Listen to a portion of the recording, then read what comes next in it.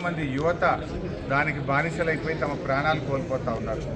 గతంలోనే కేసీఆర్ గారు ప్రభుత్వం ఉన్నప్పుడు ఆన్లైన్ బెట్టింగ్ను నిషేధించడం జరిగింది. కానీ ఇప్పుడున్న కాంగ్రెస్ ప్రభుత్వం పట్టించుకోకపోవడం వల్ల అనేక గ్రామాల్లో ఎంతోమంది విద్యావంతులు, ఉద్యోగులు, యువత ఈ ఆన్లైన్ బెట్టింగ్లో చాలా డబ్బులు పెట్టి చివరికి తమ విలువైనటువంటి ప్రాణాలు పోగొట్టుకుంటూ ఉన్నారు. నేను యువతను అందరినీ కూడా కోరుతా ఉన్నా, ఈ ఆన్లైన్ బెట్టింగ్లో మీరు పాల్గొనొద్దు. దీనికి పాల్గొని మీ విలువైన జీవితాలు నాశనం చేసుకోవద్దు.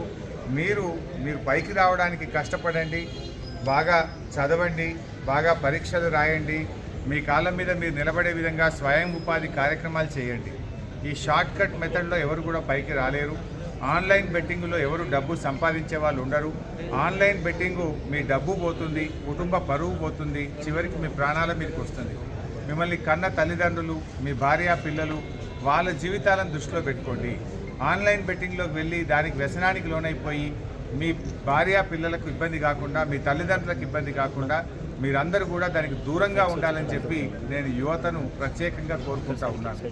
అదేవిధంగా రాష్ట్ర ప్రభుత్వం కూడా దీని మీద చొరవ చూపి ఈ ఆన్లైన్ బెట్టింగ్ గేమ్ నిర్వాహకులు ఎవరైతే ఉన్నారో వాళ్ళందరినీ పీడీ యాక్ట్ పెట్టి అరెస్ట్ చేసి జైళ్ళల్లో వేయాలి. యువతకు ఇబ్బంది లేకుండా యువతను కాపాడాలని చెప్పి ప్రభుత్వానికి నేను అప్పీల్ చేస్తాను.